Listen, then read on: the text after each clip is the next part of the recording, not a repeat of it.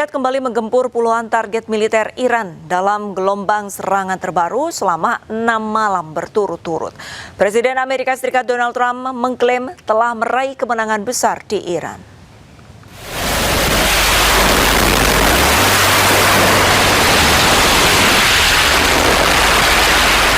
Militer Amerika Serikat kembali melancarkan serangan terhadap Iran pada Kamis malam waktu setempat. Hal ini memperpanjang rangkaian serangan Washington terhadap Iran yang telah berlangsung selama 6 malam berturut-turut. Rekaman yang dirilis Komando Pusat Amerika Serikat CENTCOM menunjukkan pesawat tempur lepas landas rudal diluncurkan dari kapal perang serta ledakan di sejumlah lokasi yang tidak disebutkan secara rinci. CENTCOM menyatakan gelombang serangan terbaru menghantam puluhan target militer Iran termasuk fasilitas pengawasan pesisir, sistem pertahanan udara, infrastruktur logistik militer, hingga kemampuan maritim. Menurut CENTCOM, operasi tersebut bertujuan melemahkan kemampuan Iran dalam mengancam jalur pelayaran komersial di kawasan. Sementara itu, Presiden Amerika Serikat Donald Trump mengklaim telah meraih kemenangan besar di Iran. And we have the strongest and most powerful military by far anywhere in the world. I built it during my first term, and unfortunately, we're forced to use it now. We won in Venezuela, which is now working with us to produce millions and millions of barrels of oil. We are likewise winning big in Iran, and you will see the fruits of that labor very, very shortly. Serangan ini menjadi rangkaian terbaru dalam eskalasi konflik antara Amerika Serikat dan Iran yang kembali memanas pekan ini. Setelah Washington menggempur sejumlah target di Iran, Teheran membalas dengan menyerang aset Amerika Serikat di kawasan Timur Tengah. Amerika Serikat dilaporkan kembali melancarkan serangan ke Iran. Serangan menghantam sebuah jembatan di Bandar Abbas.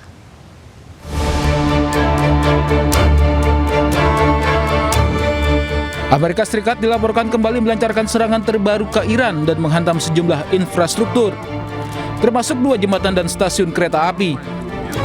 Sebuah jembatan di Bandar Abbas, Iran, porak-poranda setelah Amerika Serikat menggempur wilayah tersebut. Dampak serangan juga membuat beberapa mobil hancur dan sejumlah warga dilaporkan terluka. Kepulan asap terlihat di langit kota Bandar Abbas setelah Amerika Serikat melancarkan serangan berhari-hari ke Iran. Komando Pusat AS CENTCOM mengumumkan bahwa mereka meluncurkan gelombang serangan terbaru ke Iran untuk melemahkan kemampuan militer mereka. Iran sendiri tak tinggal diam dan membalas serangan dengan menargetkan pangkalan militer AS di Timur Tengah. Teheran memperingatkan akan targetkan infrastruktur di seluruh wilayah AS jika Amerika terus melanjutkan serangan mereka.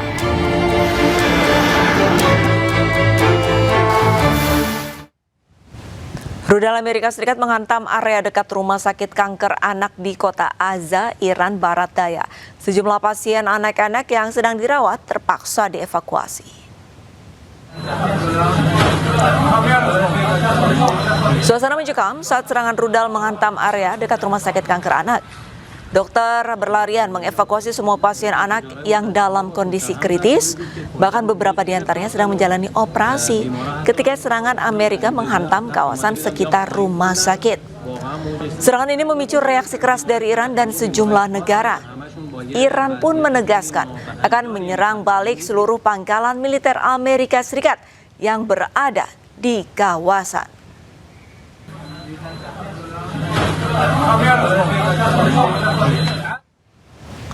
Pesawat tempur siluman F-35A Lightning II milik Angkatan Udara Amerika Serikat terekam tengah mengisi bahan bakar. Pengisian dilakukan di udara saat pesawat sedang melakukan patroli di atas Timur Tengah.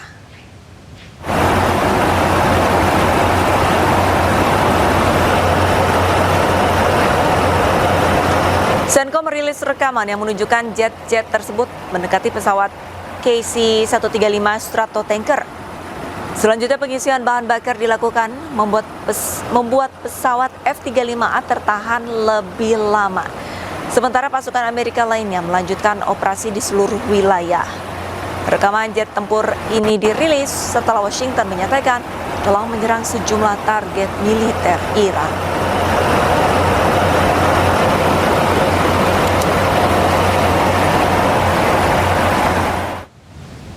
Sementara itu tadi malam Iran menyerang pangkalan udara Amerika Serikat yang berada di wilayah Erbil, Irak. Sistem pertahanan udara diaktifkan dan berhasil menembak jatuh drone Iran.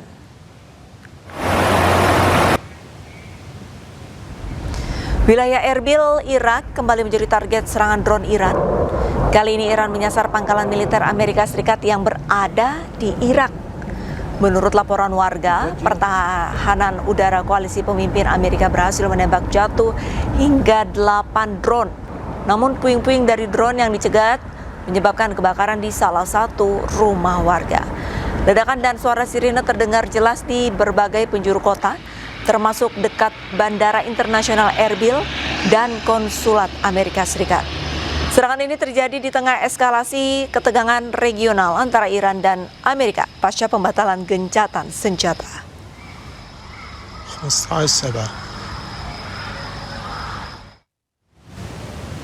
Beralih ke informasi lain pemirsa, Roy Suryo kembali mengambil langkah hukum dengan mengajukan permohonan pra-peradilan ketiga ke Pengadilan Negeri Jakarta Selatan. Kali ini Roy mengajukan gugatan yang berfokus pada tuntutan ganti kerugian terhadap jajaran Polda Metro Jaya dan Kejaksaan Tinggi DKI Jakarta.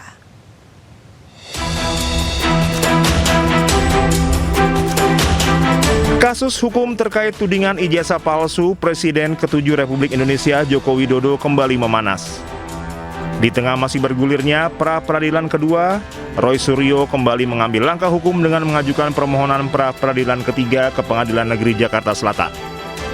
Berbeda dari dua permohonan sebelumnya, kali ini Roy Suryo mengajukan gugatan yang berfokus pada tuntutan ganti rugi terhadap jajaran Polda Metro Jaya dan Kejaksaan Tinggi DKI Jakarta. Yang kami ajukan untuk yang ketiga ini bukan pasal 35 ya Undang-Undang ITE, tetapi permohonan ganti rugi. Jadi permohonan ganti rugi itu menyusul kemenangan kami di dalam pra-peradilan pertama. Karena pada pra-peradilan pertama sebenarnya ada permohonan rehabilitasi dan ganti rugi kan. Tapi ganti ruginya tidak dibunyikan, rehabilitasi dibunyikan. Tetapi hakim mengatakan itu harus permohonan terpisah. Karena permohonan terpisah ya kami ajukan lagi dan rasanya tidak ada halangan untuk dikabulkan, hanya mungkin dikabulkan berapa besarnya ganti rugi itu kan. Bukan soal jumlah uangnya, tetapi lebih kepada pembelajaran publik bahwa ada loh hak-hak Anda kalau Anda kemudian diperlakukan sewenang-wenang oleh penyidik dalam sebuah kasus pidana, tindak pidana. Dan ini setelah kita dimenangkan bahwa penangkapan, sebelumnya penggeledahan dan kemudian penahanan itu dikatakan ilegal ya atau dikatakan tidak sah, maka disitulah kemudian kita punya standing untuk menggugat atau mengajukan permohonan ganti rugi begitu. Pengajuan ini menjadi babak terbaru dalam rangkaian upaya hukum yang ditempuh Roy Suryo terkait penanganan kasus tersebut. Sebelumnya, pada pra-peradilan pertama, Hakim Tunggal PN Jakarta Selatan mengabulkan sebagian permohonan Roy Suryo dengan menyatakan tindakan penggeledahan, penangkapan, dan penahanan yang dilakukan penyidik cacat formil serta tidak sah menurut hukum. Namun permohonan rehabilitasi nama baik yang diajukannya ditolak. Di sisi lain, pra-peradilan kedua yang diajukan Roy Suryo untuk menguji sah atau tidaknya penetapan dirinya sebagai tersangka hingga kini masih berlangsung di PN Jakarta Selatan. Dengan pra-peradilan ketiga yang kini menuntut ganti rugi, proses hukum terkait kasus dugaan ijazah palsu Presiden ke-7 Republik Indonesia Joko Widodo kembali menjadi sorotan karena sejumlah gugatan diajukan secara beruntun terhadap aparat penegak hukum yang menangani perkara tersebut. Tim Liputan Anyus melaporkan. Diserahkannya tersangka Don Rito dan barang bukti terkait kasus dugaan korupsi dan tindak pidana pencucian uang atau TPPU yang turut menyeret ex-Jampitsus Febri Adriansyah dilakukan dengan pengawalan yang sangat ketat. Proses pemindahan dari Polda ke Kejaksaan Agung dikawal ketat oleh kepolisian, termasuk anggota Brimob bersenjata lengkap dan Provos. Anggota Brimob yang berjaga dilengkapi dengan senjata laras panjang dan anggota Provos serta penyidik mengenakan jaket bertuliskan reserse. Penjagaan bahkan dimulai sejak siang hari di depan ruang penyimpanan barang bukti Polda Metro Jaya. Bersama dengan berbagai barang bukti hasil sitaan, penyidik kepolisian juga menyerahkan tersangka Don Rito dalam 3 kasus korupsi besar yang juga menyeret nama ex-Jampitsus Febri Adriansyah. Tim penyidik Polri menyerahkan barang bukti kasus dugaan korupsi dan tindak pidana pencucian uang Febri Adriansyah dan Don Rito ke Kejaksaan Agung. Alat bukti tersebut diletakkan di kendaraan berbeda dan langsung diturunkan guna diserahkan ke jaksa.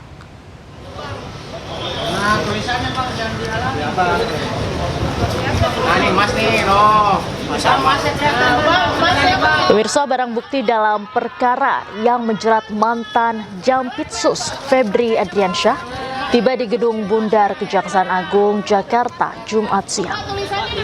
Barang bukti tersebut diangkut menggunakan kendaraan taktis Brimob dari Polda Metro Jaya menuju ke kompleks Gedung Bundar Kejaksaan Agung. Barang bukti yang dibawa terdiri dari boks berukuran besar, 8 koper, 1 kardus, serta 1 brankas berisi uang tunai hingga batangan emas. Seluruh barang kemudian diturunkan untuk selanjutnya dipindahkan ke dalam gedung. Ketat dari aparat keamanan. Hal ini merupakan rangkaian pelimpahan penanganan perkara dari Polri ke Kejaksaan Agung. Ini dibawa apa, Pak? Pak, itu yang... Ini pelimpahan dokumennya, Pak? Kabid Humas Polda Metro Jaya, Kombes Pol Budi Hermanto menjelaskan bahwa seluruh barang bukti dinyatakan asli, termasuk dolar Amerika dan dolar Singapura, serta emas 74 kg. Bahwa dalam rangkaian kegiatan hari Jumat 17 Juli 2026 ini, penyerahan perkara lanjutan baik berupa rangkaian dari tanggal 11 berita acara administrasi penyidikan, hari ini barang bukti dan tersangka. Ini merupakan wujud secara sinergitas Kejaksaan Agung Republik Indonesia dan Kepolisian Republik Indonesia tetap mengedepankan etika kelembagaan dan nurani di dalam proses penyidikan. Kami laporkan kepada teman-teman sekalian bahwa pelaksanaan uji barang bukti berupa uang rupiah sebanyak 71.082 lembar dengan nilai nominal 6.059.506.200 dinyatakan asli berdasarkan hasil pemeriksaan Bank Indonesia melalui surat nomor 28/8 DPU tanggal 14 Juli 2026. Barang bukti berupa 74 batang emas lantakan dengan total berat 74 kilo 01414,959 gram atau sekitar 74,01 kilogram dinyatakan memiliki kadar 23 karat berdasarkan hasil pemeriksaan PT Pegadaian melalui surat nomor 271/0016.00/2026 tanggal 14 Juli 2026. Selanjutnya terkait tentang barang bukti uang dolar Amerika Serikat dengan nilai nominal 6.370.921 dinyatakan sebagai mata uang asli berdasarkan hasil pemeriksaan United States Secret Service melalui surat tanggal 16 Juli 2026. Pemeriksaan ini dilakukan melalui proses-proses yang sudah ditindaklanjuti baik fisik maupun laboratorium, serta barang bukti uang dolar Singapura dengan nilai nominal 16.068.804 dinyatakan sebagai mata uang asli berdasarkan berita acara pemeriksaan laboratoris kriminalistik Pusat Laboratorium Forensik Barreskrim Polri nomor lab 4675/DUF 2026 tanggal 17 Juli 2026. Termasuk terkait tentang beberapa mata uang valuta asing lainnya, ini juga dilakukan uji laboratorium forensik Barreskrim Polri nomor lab 4627/DUF 2026 tanggal 17 Juli 2026.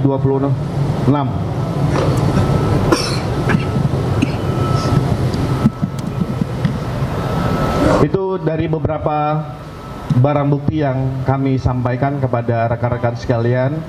Ini juga sebagai wujud transparansi Kejaksaan Agung dengan Kepolisian Republik Indonesia, serta sinergitas dan kolaborasi untuk kita sama-sama menyampaikan bahwa hasil penyerahan perkara lanjutan yang dilaksanakan hari ini, artinya tugas dan wewenang tanggung jawab dari penyidik Joint Investigasi ini sudah kita serahkan secara resmi kepada penyidik Kejaksaan Agung.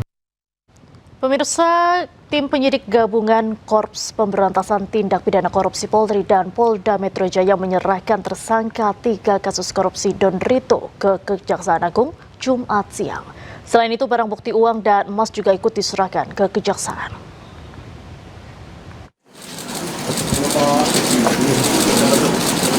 Tersangka 3 kasus korupsi Don Rito keluar dari ruang tahanan Polda Metro Jaya untuk diserahkan ke Kejaksaan Agung Jumat siang. Don Rito yang mengenakan rompi tahanan hanya menunduk saat dikawal petugas menuju mobil tahanan.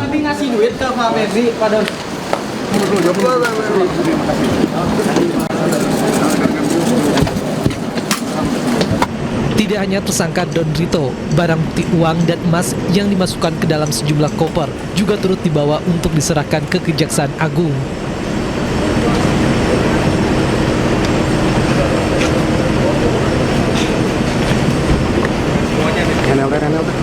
Kemudian kendaraan yang membawa tersangka Don Rito berserta barang bukti dikawal ketat menuju gedung Kejaksaan Agung Jakarta Selatan.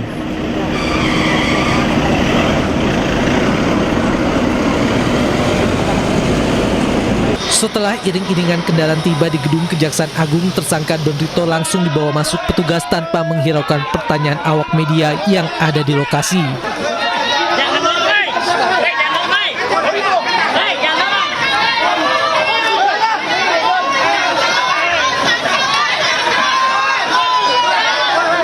Selain itu, koper-koper yang berisi barang bukti uang dan emas juga dibawa masuk.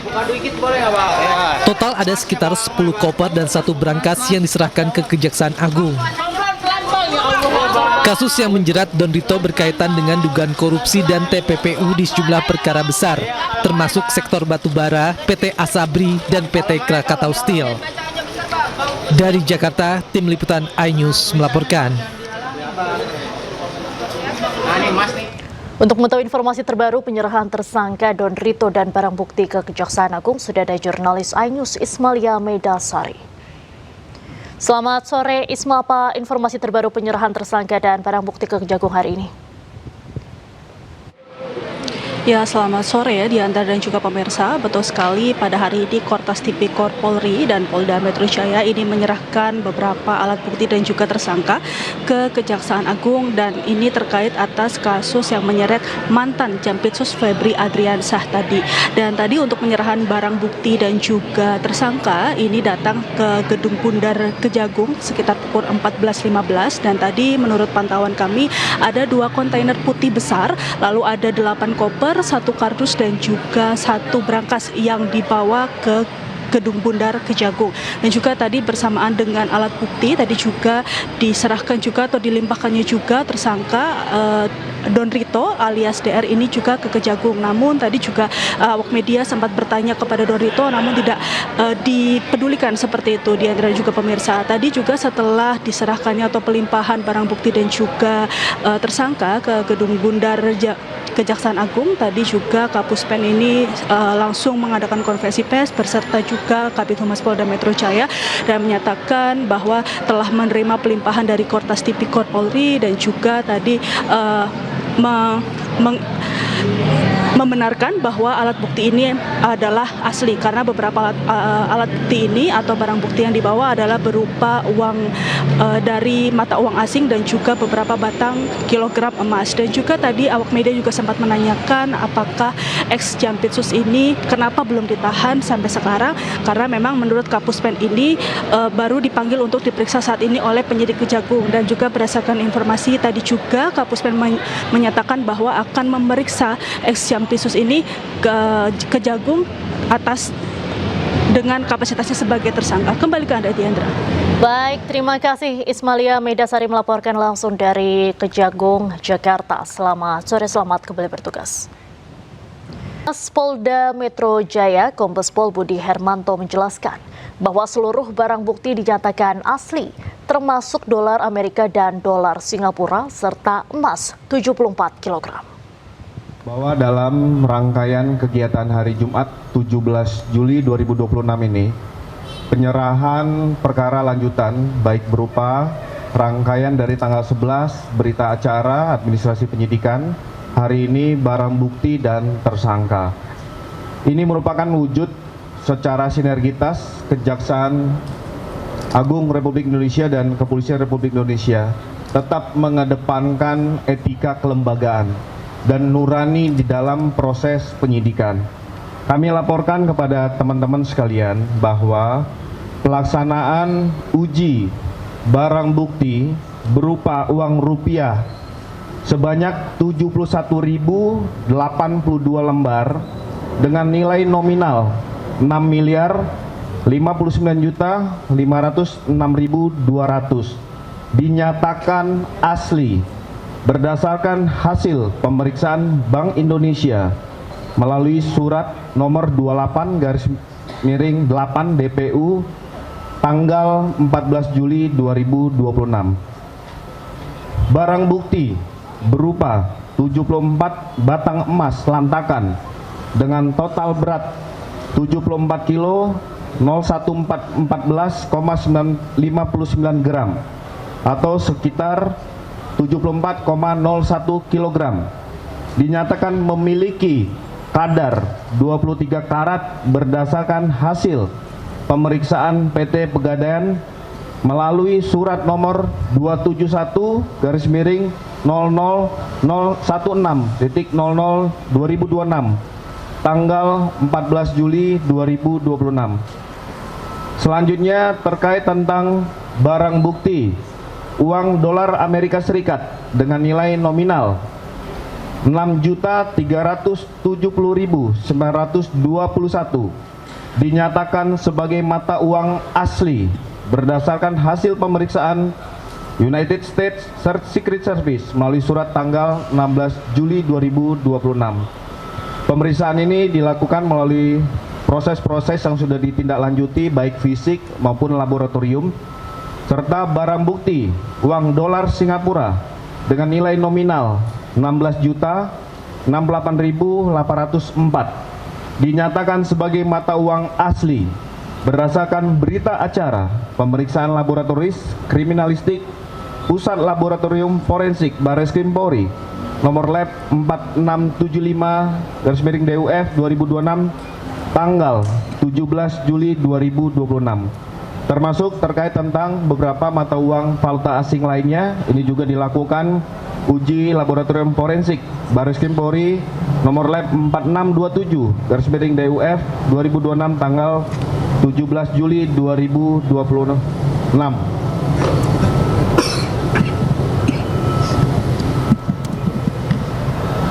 Itu dari beberapa barang bukti yang kami sampaikan kepada rekan-rekan sekalian. Ini juga sebagai wujud transparansi Kejaksaan Agung dengan Kepolisian Republik Indonesia serta sinergitas dan kolaborasi untuk kita sama-sama menyampaikan bahwa hasil penyerahan perkara lanjutan yang dilaksanakan hari ini artinya tugas dan wewenang tanggung jawab dari penyidik Joint Investigasi ini sudah kita serahkan secara resmi kepada penyidik Kejaksaan Agung.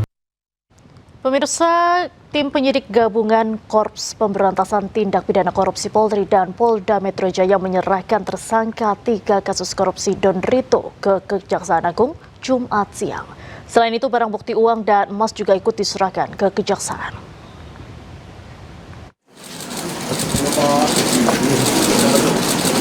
Tersangka 3 kasus korupsi Don Rito keluar dari ruang tahanan Polda Metro Jaya untuk diserahkan ke Kejaksaan Agung Jumat siang.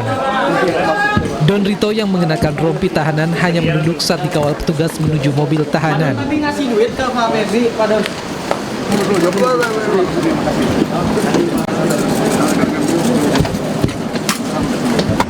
Tidak hanya tersangka Don Rito, barang bukti uang dan emas yang dimasukkan ke dalam sejumlah koper juga turut dibawa untuk diserahkan ke Kejaksaan Agung.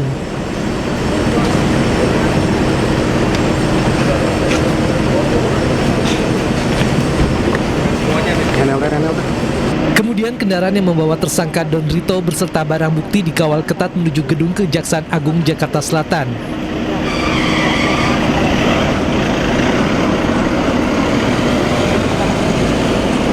Setelah iring-iringan kendaraan tiba di gedung Kejaksaan Agung, tersangka Don Rito langsung dibawa masuk petugas tanpa menghiraukan pertanyaan awak media yang ada di lokasi.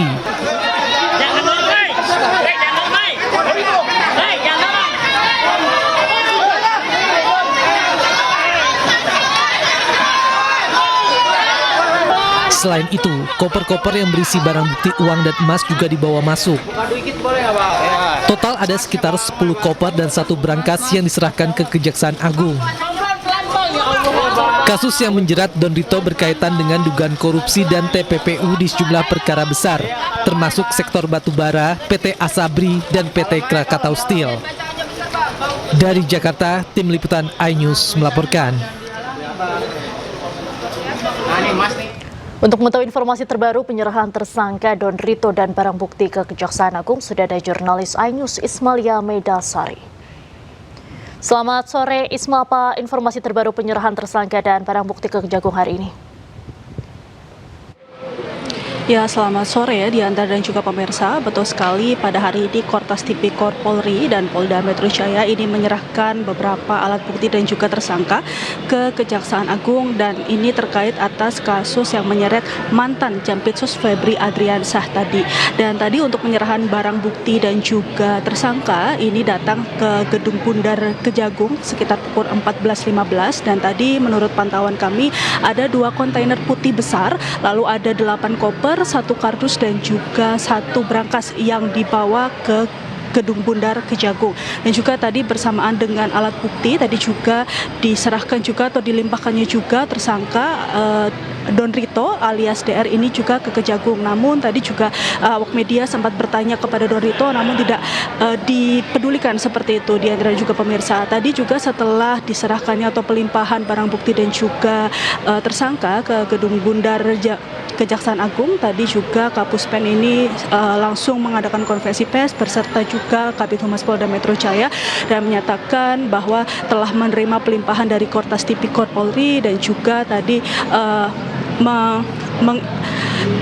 membenarkan bahwa alat bukti ini adalah asli, karena beberapa alat bukti ini atau barang bukti yang dibawa adalah berupa uang dari mata uang asing dan juga beberapa batang kilogram emas. Dan juga tadi awak media juga sempat menanyakan apakah ex Jampitsus ini kenapa belum ditahan sampai sekarang, karena memang menurut Kapuspen ini baru dipanggil untuk diperiksa saat ini oleh penyidik Kejagung. Dan juga berdasarkan informasi tadi juga Kapuspen menyatakan bahwa akan memeriksa ex Jampitsus ini ke Kejagung atas dengan kapasitasnya sebagai tersangka. Kembali ke Anda, Diandra. Baik, terima kasih Ismalia Medasari melaporkan langsung dari Kejagung, Jakarta. Selamat sore, selamat kembali bertugas.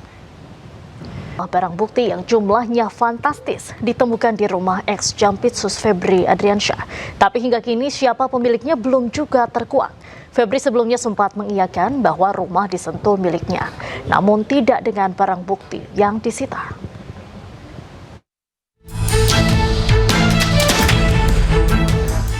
$74 kg emas, uang miliaran rupiah, dan falas telah disita oleh penyidik. Namun siapa pemiliknya? Sejumlah barang bukti yang jumlahnya fantastis ini ditemukan di rumah ex Jampitsus Febri Adriansyah.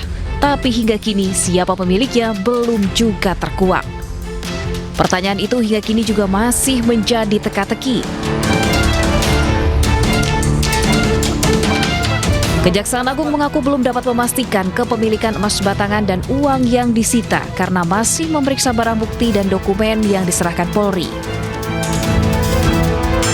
Di sisi lain, beberapa waktu yang lalu, Febri Adriansyah sempat menyatakan bahwa rumah di Sentul memang miliknya, namun ia membantah jika emas dan uang tersebut adalah miliknya. Febri juga mengaku siap mempertanggungjawabkan asal-usul seluruh harta yang ditemukan. Penyidikan pun kini terus bergulir, dimulai dari Polda Metro Jaya dan Kortas Tipikor Polri, dan kini beralih ke Kejaksaan Agung. Tim Liputan iNews melaporkan. Untuk membahasnya sudah bersama kami peneliti Pukat UGM Zainur Rohmad dan Guru Besar Universitas Bhayangkara Prof. Hermawan Sulistyo. Selamat sore Bapak-Bapak. Selamat sore. Selamat sore. Baik, saya ke Prof. Hermawan terlebih dahulu. Prof. Kiki, sampai sekarang sejumlah barang bukti, yaitu termasuk juga 74 kg emas batangan, kemudian juga uang miliaran rupiah, ratusan miliaran rupiah bahkan, dan juga falas ini juga belum ditemukan siapa pemiliknya, yang ditemukan di rumah ex-Jampitsus Febri Adriansyah. Sebetulnya siapa ini pemiliknya dan apakah kemungkinan akan menyeret pihak-pihak lain, Pak? Kalau belum ditemukan, wong sudah ditemukan. Tapi pemiliknya belum diketahui, nggak mungkin juga. Hanya belum diumumkan. Diumumkan dan ditemukan itu beda jauh. Ditemukan wong barangnya ada, ininya ada. Kalau belum diumumkan, ya itu nunggu angin yang lewat ke arah mana kan gitu.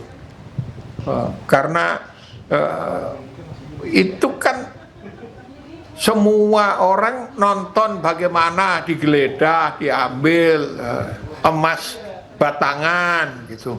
Jangan-jangan lebih satu, saya mau dikirimin satu itu meskipun penuh dosa kan gitu. Nah, jadi kalau saya bilang ini persoalannya bukan persoalan investigasi, persoalan menemukan atau investigasi terhadap siapa yang punya segala macam. Hanya masalahnya untuk diumumkan kan pertimbangannya banyak. Pertimbangannya banyak.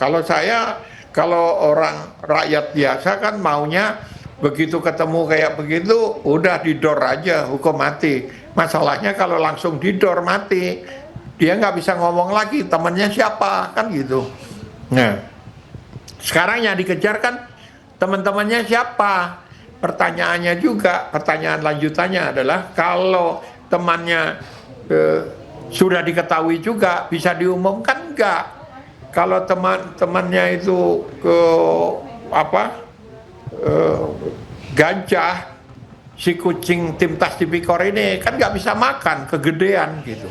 Jadi lebih baik gajah diserahkan ke singa. Nah ini yang terjadi dengan penyerahan Timtas Tipikor ke kejaksaan. Sementara kejaksaan juga penuh pertimbangan lah. Kenapa?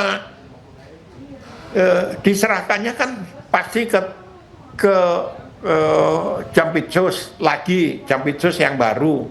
Nah, pertanyaannya adalah, lah penyidik-penyidiknya kan masih penyidik-penyidik yang lama. Katakanlah semua diganti, mau nggak mereka menetapkan milih pasalnya segala macam nanti pada mantan atasannya? Ya kalau sudah mantan, jangan-jangan masih bekerja untuk atasannya yang ditangkap itu. Wong sekian lama menduduki Jampitsus dan begitu masif jaringan itu gitu. Oke. Baik, Pak Zainur, bagaimana Anda melihatnya? Ini berarti kalau kita menyimak Prof. Kiki tadi, bukannya belum diketahui tapi belum diumumkan saja soal kepemilikan barang bukti ini. Iya, ini perkara ditangani dengan sangat kontroversial. Ini sekarang publik benar-benar pasang mata melihat kinerja dari penyidik kejaksaan. Ya meskipun kalau kita lihat person by person mungkin mereka adalah penyidik-penyidik dengan rekam jejak yang sangat dikenal. Namun demikian ketika berhadapan dengan FA, mantan Jampitsus, tentu publik akan melihat apakah penyidik-penyidik ini bisa profesional, bisa independen, ataukah mereka akan tunduk kepada intervensi dari institusinya. Kalau soal apakah uang atau barang-barang berharga tersebut milik siapa, saya pikir dari sisi penyidik itu bukan yang sulit. Secara crime scientific identification, mungkin nanti bisa dilakukan pemeriksaan dari mulai sidik jari. Kalau dari sisi transaksi keuangan, bisa meminta bantuan kepada PPATK, bisa membongkar komunikasi digital para pihak, bisa meminta keterangan saksi-saksi yang mengurus barang-barang tersebut. Tentu tidak ada misalnya emas 74 kg tiba-tiba ada di dalam rumah. Ada yang memindahkan, ada yang membawa, ada yang menyimpan. Jadi itu semua bisa dilakukan pemeriksaan. Nah, Mbak Diandra, yang menarik adalah karena ini juga dikenakan pasal TPPU, tindak pidana pencucian uang, di dalam pasal 77 dan 78, di sana dikenal pembalikan beban pembuktian, yaitu bahwa nantinya justru terdakwa yang wajib membuktikan bahwa dari mana harta kekayaan itu diperoleh. Masuk akal tidak? Seseorang punya emas 74 kg, ya kalau pengusaha besar mungkin masuk akal ya. Tetapi kalau untuk seorang penegak hukum misalnya, dari mana harta itu diperoleh? Padahal emas itu ada di dalam rumahnya. Kalau itu rumahnya sudah diakui oleh yang bersangkutan, tetapi kan yang tidak diakui adalah itu bukan punya dia, lantas punya siapa? Apakah itu punya orang lain? Kalau punya orang lain, apakah itu kemudian wajar, logis ketika misalnya berada di dalam rumahnya? Kalau punya orang lain, kenapa tidak ditaruh di safe deposit box misalnya, atau tidak ditaruh di tempat pemiliknya gitu ya? Jadi nanti kalau dari sisi penyidikan, saya sangat percaya penyidik, termasuk penyidik dari kejaksaan, akan sangat mampu untuk membuktikan kaitan barang-barang tersebut dengan pelaku tindak pidananya. Saya sangat yakin bahwa penyidik cukup untuk bisa membongkar jejaring dari FA ini. Pertanyaannya adalah apakah mereka mau dan bisa untuk keluar dari bentuk-bentuk tekanan? Apakah mereka siap untuk bersikap independen dan objektif yang mungkin saja akan mengakibatkan benturan dengan pejabat-pejabat yang sekarang masih menjabat di Kejaksaan Agung. Mbak Diandra. Oke, Prof. Kiki, bagaimana menurut Anda, apakah siap nih bisa independen dalam menyidik kasus ini? Nggak mungkin lah independen. Cuman independensi itu derajatnya berapa gitu. Kalau 100% nggak mungkin itu. Sudah jelas di kultur Indonesia itu tidak bisa begitu. Apalagi ini belum di Polda Metro udah didatangi pasukan bersenjata, loreng, kan gitu. Nah, apalagi di dalam proses nanti intervensi itu sudah dipastikan ada. Wong Menhan aja datang terus apa nggak takut tuh penyidiknya. Jadi kalau soal independensi saya nggak percaya. Mungkin ada 1-2 nanti jaksanya yang berani, ya kita tunggulah. Kita kasih hadiah nanti dia jadi apa kek gitu. Kalau dia berani melawan dan mengumumkan siapa yang mengintervensi gitu. Dibuka aja. Ini musim buka-bukaan kok. Kalau Prof. Zainur bagaimana? Anda melihatnya siap tidak penyidik ini? Ya, ini kan seluruh Republik nonton ya, memperhatikan, mengawasi mereka. Sejarah akan mencatat. Ini beban sangat besar di tim 9 ini, para penyidik yang sangat-sangat senior di kejaksaan. Apakah mereka akan dapat menegakkan hukum?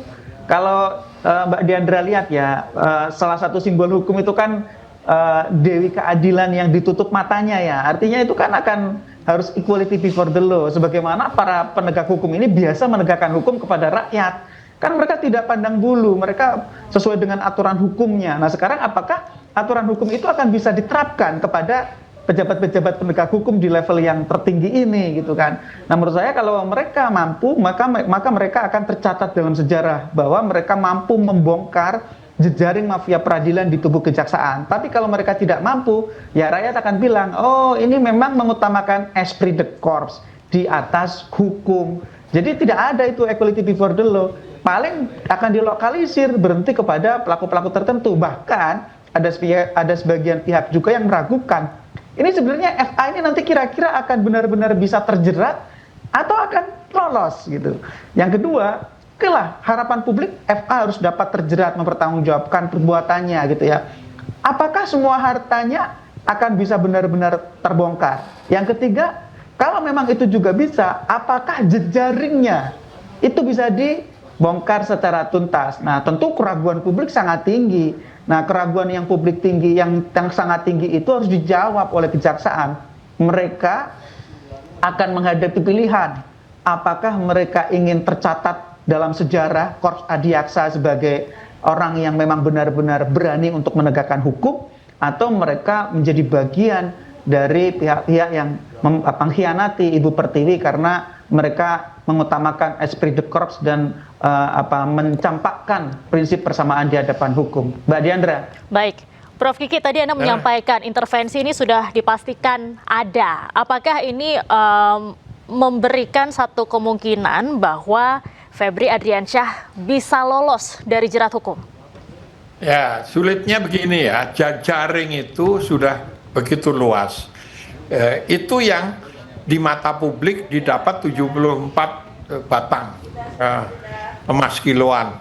Nah, yang tidak banyak orang tahu, tapi kalau orang ekonomi, orang ini pasti tahu, adalah ada 16 perusahaan untuk TPPU. 16 perusahaan yang dibentuk oleh Febri dan ditempatkan orang-orangnya di situ. Orang-orangnya itu saja, termasuk Don Rito yang belum jadi Don Corleone. Baik. Nah, jadi kita carilah itu. Kenapa ada 16 perusahaan yang investasinya triliunan, ini nyangkut banyak orang. Baik. Ya. Baik, terima kasih banyak Prof. Kiki. Pak Zainur sudah bergabung dengan Anju sore hari ini. Salam sehat selalu Bapak-Bapak, selamat beraktivitas kembali, selamat sore. 2 korban luka ringan dampak ledakan gudang senjata TNI Angkatan Darat di Madiun sudah dipulangkan. Kadis Penat pun memaparkan sudah mengirimkan tim investigasi terkait mencari penyebab ledakan yang menewaskan 1 orang tersebut.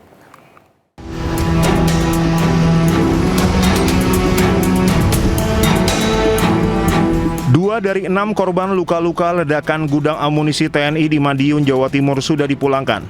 Sementara 4 korban lainnya masih dirawat di RSUD Caruban, Jawa Timur. Sementara itu, Kepala Dinas Penerangan Angkatan Darat menegaskan tim investigasi telah dibentuk dan langsung diberangkatkan ke lokasi untuk pendalaman secara menyeluruh. Membentuk tim investigasi untuk melakukan pendalaman dan investigasi secara menyeluruh guna mengetahui secara pasti kronologis maupun penyebab insiden tersebut. Perlu kami tegaskan juga bahwa proses ini dilakukan secara profesional, objektif dan menyeluruh, agar setiap fakta yang diperoleh nantinya dapat dipertanggungjawabkan. Sebelumnya pada tanggal 16 Juli terdapat ledakan diduga kecelakaan kerja di Gupusmu 2 Puspalat Saradan, Kabupaten Madiun, Jawa Timur. Kejadian tersebut mengakibatkan 1 orang tewas dan 6 orang luka-luka. Korban pun langsung dievakuasi ke rumah sakit untuk mendapatkan penanganan medis. Tim Liputan Anyus melaporkan. Ratusan mahasiswa melakukan unjuk rasa di dekat kawasan Patung Kuda, Jakarta. Massa yang datang membawa 3 tuntutan, salah satunya menuntut evaluasi program MBG. Ratusan mahasiswa dari berbagai elemen berunjuk rasa di dekat Monumen Patung Kuda, Menteng, Jakarta Pusat hari ini. Dalam aksinya mereka membawa 3 tuntutan kepada pemerintah, seperti pembenahan sistem tata negara, penyelamatan sektor pendidikan, serta penguatan kedaulatan masyarakat sipil. Massa juga menuntut adanya evaluasi program MBG yang syarat akan korupsi. Satu kata kawan-kawan semua, maka tolong bukakan jalan kepada kami.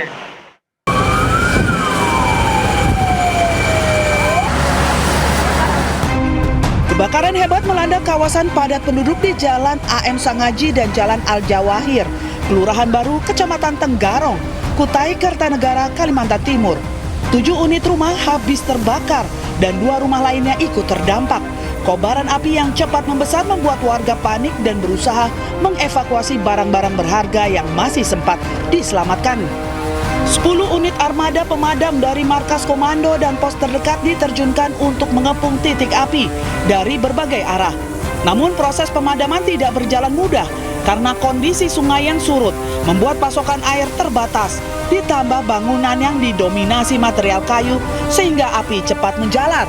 7 kepala keluarga terpaksa mengungsi dan pemerintah kelurahan telah membuka posko sementara untuk menampung warga yang terdampak. Meski kerugian ditaksir mencapai miliaran rupiah, tidak ada korban jiwa dalam peristiwa ini. Petugas juga berhasil mencegah api merambat ke permukiman lainnya melalui strategi penyekatan di 2 titik. Blok sana, blok sini gitu kan. Air surut, suplai saya agak macet karena portable saya agak jauh ke makam kan. Biasanya kan berarti ke tengah, Pak ya? Ya, ke tengah. Maka tadi sempat orang mengatakan ke sumber air di belakang kan, sungai besar, tapi karena dia surut, kita jauh ke belakang. Anginnya kencang juga tadi, Pak. Angin nggak terlalu, tapi tetap ada ya, tetap ada. Yang jelas bangunan, banyak bangunan tua, kayu di situ. Memang jam 2 lebih tadi ya, di radio tadi, jam 2 lebih. Proses pemadamannya 2 jam tadi, Pak? Proses pemadaman 1 jam lebih.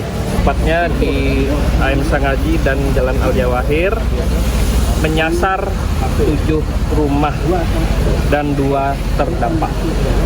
Ya, jadi sini ada 3, 2, 3. Ada 7 keluarga yang terdampak akibat kebakaran ini. Rawan 2 kakak.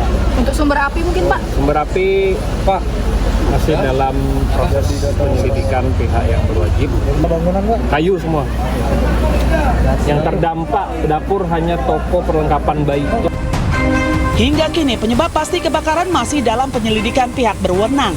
Dugaan sementara mengarah pada korsleting listrik. Aksi baku hantam terjadi antar 2 kelompok pendukung anggota Dewan di kantor DPRD Riau. Kericuhan terjadi saat rapat membahas anggaran.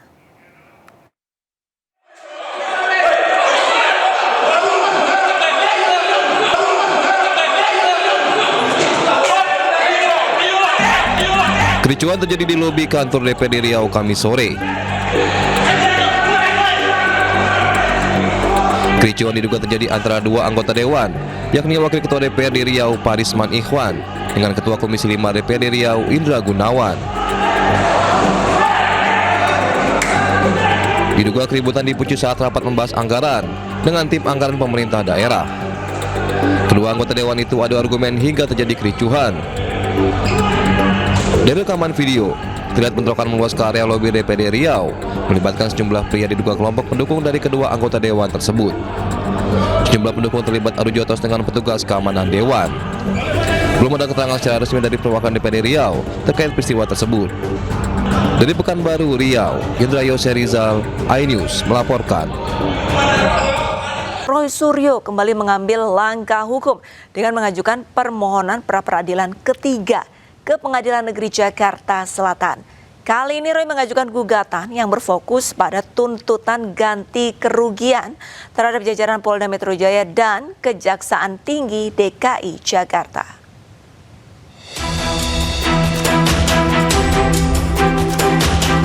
Kasus hukum terkait tudingan ijazah palsu Presiden ke-7 Republik Indonesia Joko Widodo kembali memanas. Di tengah masih bergulirnya pra-peradilan kedua, Roy Suryo kembali mengambil langkah hukum dengan mengajukan permohonan pra-peradilan ketiga ke Pengadilan Negeri Jakarta Selatan.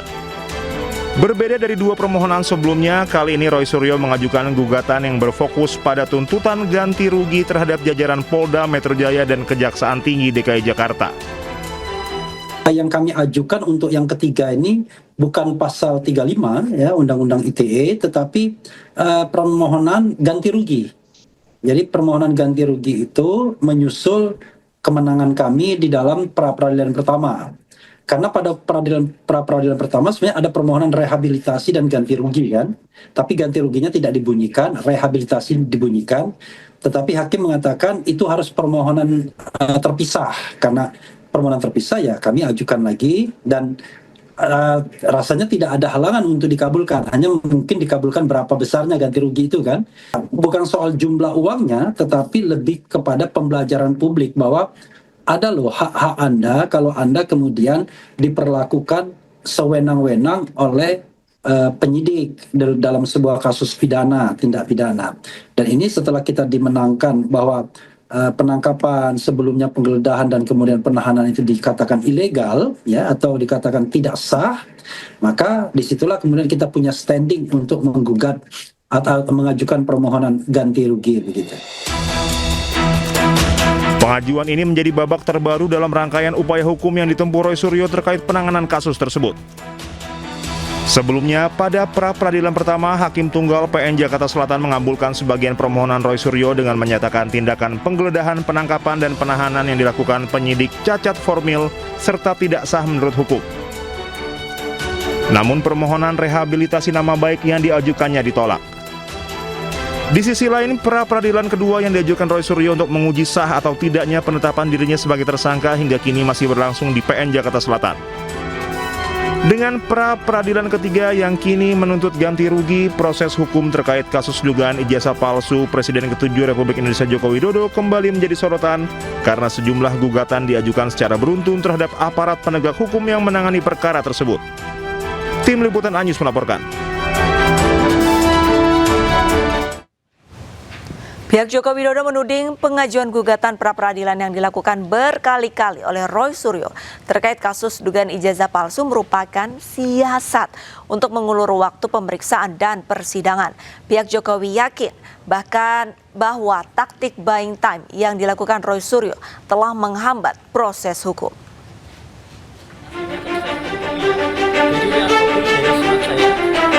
Pihak Joko Widodo menuding pengajuan gugatan pra-peradilan yang dilakukan berkali-kali oleh Roy Suryo terkait kasus dugaan ijazah palsu merupakan siasat untuk mengulur waktu pemeriksaan dan persidangan. Pihak Jokowi menilai pengajuan pra-peradilan yang dilakukan berulang kali oleh Roy Suryo hingga gugatan kedua dan ketiga tidak logis dan hanya sebagai taktik buying time atau menghambat proses hukum. Dengan pengajuan pra ketiga kan semakin terbukti dugaan kami bahwa ini untuk mengulur-ngulur perkara, yang berarti kok tidak confidence Bang Roy maju dalam persidangan dengan segala pembelaannya. Apalagi kalau tadi disampaikan argumen bahwa terdakwa belum menerima panggilan, sesuai ketentuan KUHP pada saat berkas dilimpahkan oleh jaksa ke pengadilan, tentunya terdakwa atau penasihat hukumnya sudah menerima tembusan salinan pengiriman berkas termasuk dakwaan, yang artinya secara yuridis sudah tahu adanya pelimpahan berkas ke pengadilan. Kubu Jokowi berpendapat bahwa permohonan pra-peradilan sudah tidak relevan lagi karena perkara pokoknya sendiri sudah memasuki tahap persidangan di pengadilan.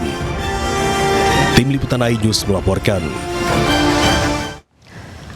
Roy Suryo kembali dilaporkan ke polisi atas dugaan kasus pencemaran nama baik terkait gelar doktornya yang diterbitkan Universitas Negeri Jakarta. Menanggapi tudingan gelar doktornya palsu, Roy Suryo secara langsung menunjukkan ijazah S3-nya yang diterbitkan UNJ.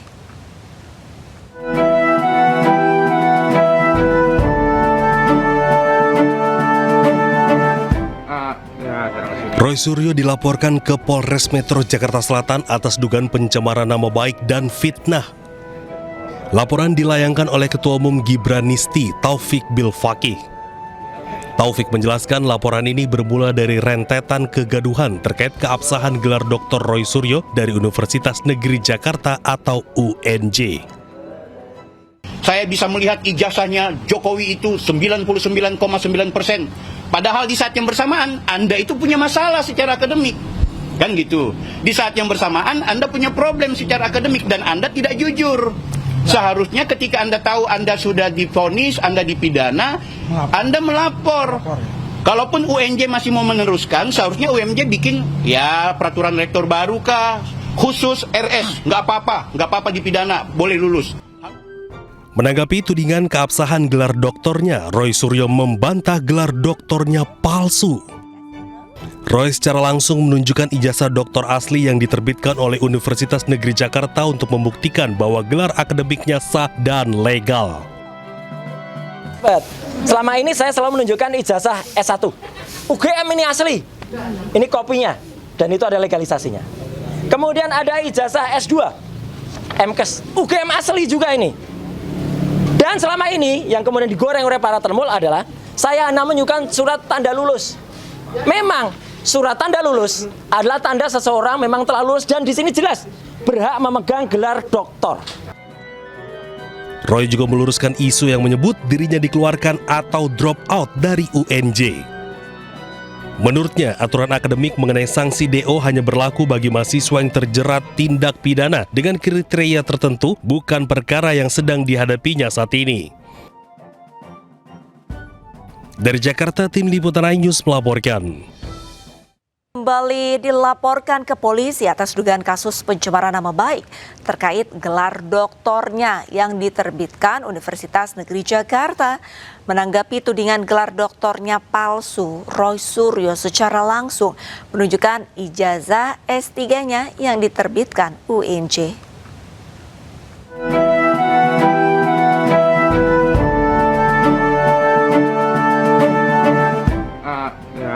Roy Suryo dilaporkan ke Polres Metro Jakarta Selatan atas dugaan pencemaran nama baik dan fitnah.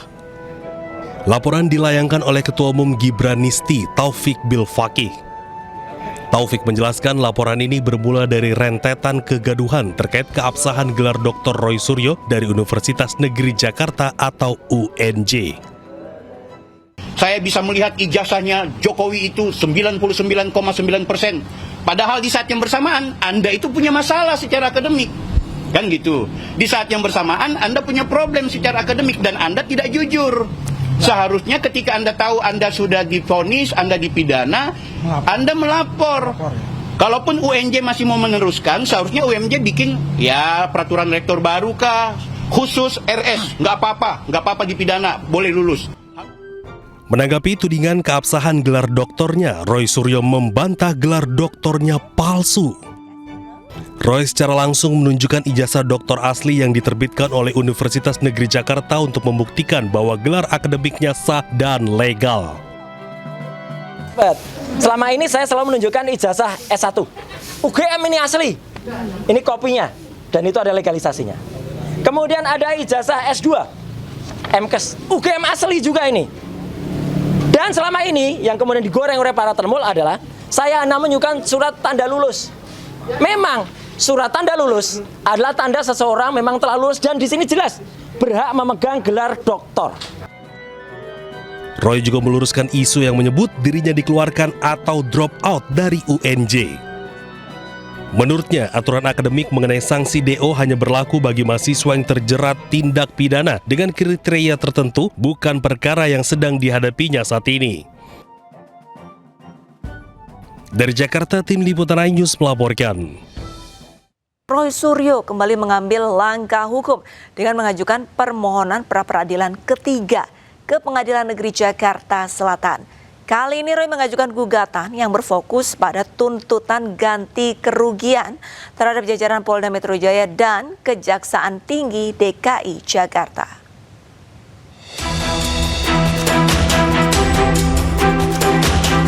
Kasus hukum terkait tudingan ijazah palsu Presiden ke-7 Republik Indonesia Joko Widodo kembali memanas. Di tengah masih bergulirnya pra-peradilan kedua, Roy Suryo kembali mengambil langkah hukum dengan mengajukan permohonan pra-peradilan ketiga ke Pengadilan Negeri Jakarta Selatan. Berbeda dari dua permohonan sebelumnya, kali ini Roy Suryo mengajukan gugatan yang berfokus pada tuntutan ganti rugi terhadap jajaran Polda Metro Jaya dan Kejaksaan Tinggi DKI Jakarta. Yang kami ajukan untuk yang ketiga ini bukan pasal 35 ya Undang-Undang ITE, tetapi permohonan ganti rugi. Jadi permohonan ganti rugi itu menyusul kemenangan kami di dalam pra-peradilan pertama. Karena pada pra-peradilan pertama sebenarnya ada permohonan rehabilitasi dan ganti rugi kan. Tapi ganti ruginya tidak dibunyikan, rehabilitasi dibunyikan. Tetapi hakim mengatakan itu harus permohonan terpisah. Karena permohonan terpisah ya kami ajukan lagi dan rasanya tidak ada halangan untuk dikabulkan, hanya mungkin dikabulkan berapa besarnya ganti rugi itu kan. Bukan soal jumlah uangnya, tetapi lebih kepada pembelajaran publik bahwa ada loh hak-hak Anda kalau Anda kemudian diperlakukan sewenang-wenang oleh penyidik dalam sebuah kasus pidana, tindak pidana. Dan ini setelah kita dimenangkan bahwa penangkapan, sebelumnya penggeledahan dan kemudian penahanan itu dikatakan ilegal ya atau dikatakan tidak sah, maka disitulah kemudian kita punya standing untuk menggugat atau mengajukan permohonan ganti rugi begitu. Pengajuan ini menjadi babak terbaru dalam rangkaian upaya hukum yang ditempuh Roy Suryo terkait penanganan kasus tersebut.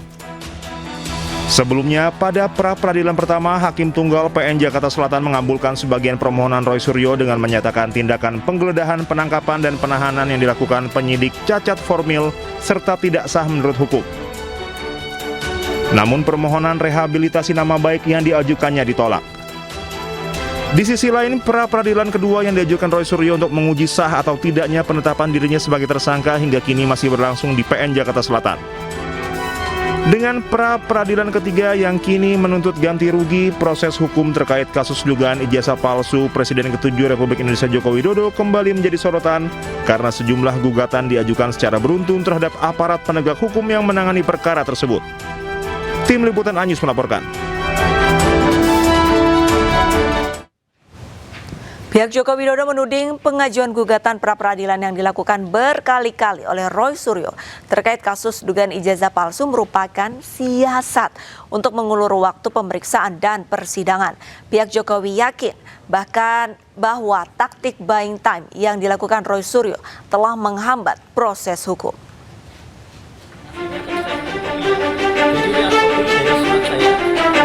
Pihak Joko Widodo menuding pengajuan gugatan pra-peradilan yang dilakukan berkali-kali oleh Roy Suryo terkait kasus dugaan ijazah palsu merupakan siasat untuk mengulur waktu pemeriksaan dan persidangan. Pihak Jokowi menilai pengajuan pra-peradilan yang dilakukan berulang kali oleh Roy Suryo hingga gugatan kedua dan ketiga tidak logis dan hanya sebagai taktik buying time atau menghambat proses hukum. Dengan pengajuan pra ketiga kan semakin terbukti dugaan kami bahwa ini untuk mengulur-ngulur perkara, yang berarti kok tidak confidence Bang Roy maju dalam persidangan dengan segala pembelaannya. Apalagi kalau tadi disampaikan argumen bahwa terdakwa belum menerima panggilan, sesuai ketentuan KUHP pada saat berkas dilimpahkan oleh jaksa ke pengadilan, tentunya terdakwa atau penasihat hukumnya sudah menerima tembusan salinan pengiriman berkas termasuk dakwaan, yang artinya secara yuridis sudah tahu adanya pelimpahan berkas ke pengadilan. Kubu Jokowi berpendapat bahwa permohonan pra-peradilan sudah tidak relevan lagi karena perkara pokoknya sendiri sudah memasuki tahap persidangan di pengadilan. Tim Liputan iNews melaporkan.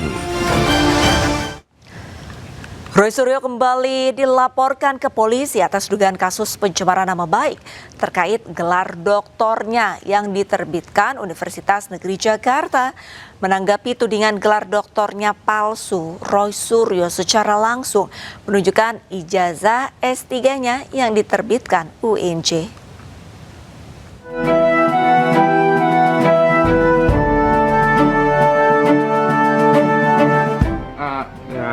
Roy Suryo dilaporkan ke Polres Metro Jakarta Selatan atas dugaan pencemaran nama baik dan fitnah. Laporan dilayangkan oleh Ketua Umum Gibranisti, Taufik Bilfaqih. Taufik menjelaskan laporan ini bermula dari rentetan kegaduhan terkait keabsahan gelar Dr. Roy Suryo dari Universitas Negeri Jakarta atau UNJ. Saya bisa melihat ijazahnya Jokowi itu 99,9%. Padahal di saat yang bersamaan Anda itu punya masalah secara akademik. Kan gitu. Di saat yang bersamaan Anda punya problem secara akademik dan Anda tidak jujur. Seharusnya ketika Anda tahu Anda sudah divonis, Anda dipidana, Anda melapor. Kalaupun UNJ masih mau meneruskan, seharusnya UNJ bikin ya peraturan rektor baru kah, khusus RS, nggak apa-apa dipidana, boleh lulus.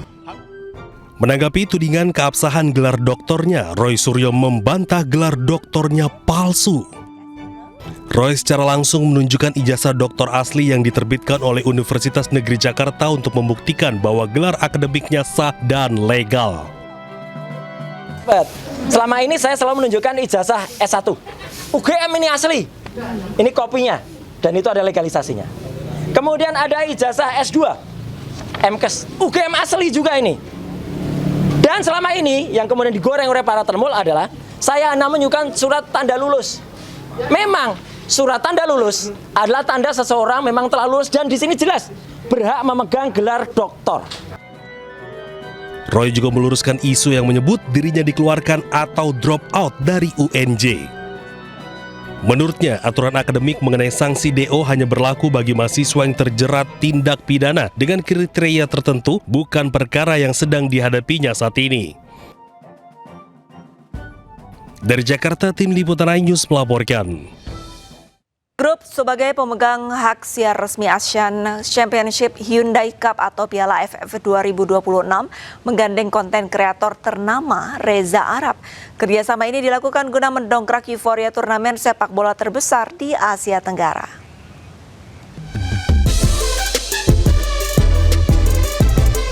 MNC Group sebagai pemegang official broadcaster ASEAN Championship Hyundai Cup atau Piala AFF 2026 menggandeng konten kreator Reza Arab sebagai official digital partner. Kerjasama ini turut dihadiri CEO RCTI yang juga Direktur Digital Business of MNC Group, Valencia Tanusudibyo, beserta jajaran petinggi MNC Group di Gedung iNews Tower Kebon Siri, Jakarta Pusat. Kolaborasi ini tentunya sudah melalui izin resmi dari Sportify selaku principal rights holder. Nantinya, laga-laga turnamen Piala AFF 2026 tidak hanya disiarkan MNC Group lewat RCTI, tetapi juga akan ditayangkan di akun YouTube pribadi Reza Arab YB. Kalau ada pemikiran bahwa nonton bola itu katanya susah, itu nggak benar. Makanya kita gandeng Reza Arab yang kita lihat dan tadi sudah saya sampaikan sukses dengan maraton kan. Rasanya semua orang tahu apa yang bisa ditonton di sana dan kegilaan atau kehebohan seperti apa yang dari Reza dan teman-teman dan timnya akan bisa create untuk program ini sehingga akan mendapatkan hype yang jauh lebih besar, exposure yang akan lebih besar dan dukungan terhadap timnasnya juga akan lebih besar. Nah, program itu akan banyak banget, akan ada beberapa program yang seru-seru yang mungkin juga nggak di hosting sama aku, tapi ada guest star juga. Terus akan ada tamu-tamu lain juga dan akan beberapa yang nemenin juga ketika match, mungkin ketika akunya di stadion, tapi yang di studio juga ada, jadi saling lempar seperti itu. Kolaborasi dengan konten kreator menjadi yang pertama di Indonesia dalam penayangan turnamen sepak bola melalui kanal YouTube personal dan diharapkan dapat menghadirkan pengalaman menonton sepak bola melalui cara yang lebih dekat dengan generasi digital. Dari Jakarta, Givo Morisko Damar Wicaksono iNews melaporkan.